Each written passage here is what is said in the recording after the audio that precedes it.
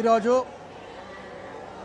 వేములవాడ పట్టణంలో భీమేశ్వర ఆలయంలో స్థానిక పట్టణ కాంగ్రెస్ పార్టీ అధ్యక్షులు తుమ్మద్ ఆధ్వర్యంలో ఇలా స్వామివారికి కోడను కట్టి అభిషేకాలు చేయడం జరిగింది.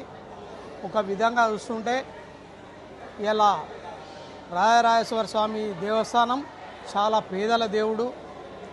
ఎందుకు అనంటే కుండంలో స్నానం చేసి తడి బట్టలతో తిరిగి ఇలా దర్శనం చేసుకునే ఆనవాయితీ ఉన్న దేవుడు ఇక్కడ రాయరాజేశ్వర స్వామి.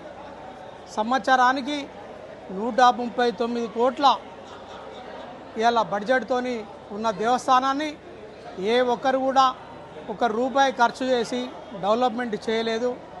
కాకపోతే ఇప్పుడు కాంగ్రెస్ పార్టీ ఆధ్వర్యంలో పెద్దలు ముఖ్యమంత్రి రేవంత్ రెడ్డి గారు ఒక పేదల దేవుణ్ణి డెవలప్మెంట్ చేయాలి, పేదల దేవుణ్ణి ఒక గొప్పగా చూపించాలనే భావనతో ఇలా ఫస్ట్ విడతగా 50 కోట్లు, రెండో విడతగా 100 కోట్లు, మూడో విడతగా 99 కోట్ల 40 లక్షలు, దాదాపు 249 కోట్ల 50 లక్షల రూపాయలు ఇలా విడుదల చేసి ఇలా శరవేగంగా శ్రీ రాయరాజేశ్వర స్వామి దేవస్థానాన్ని డెవలప్ చేయడం చాలా గొప్ప విషయం.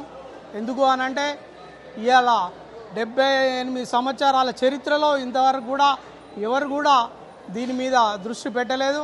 ఒక పేదల దేవుని మీద ఇలా ముఖ్యమంత్రి గారు స్థానిక ఎమ్మెల్యే గారు దృష్టి పెట్టి ఇలా బడ్జెట్ తీసుకొచ్చి ఇలా అన్ని విధాల అభివృద్ధి చేయాలి, పేదల దేవుణ్ణి కాపాడాలనే ఉద్దేశంతో ఇలా ముందడుగు వేసి తప్పకుండా చేయడం జరుగుతుంది.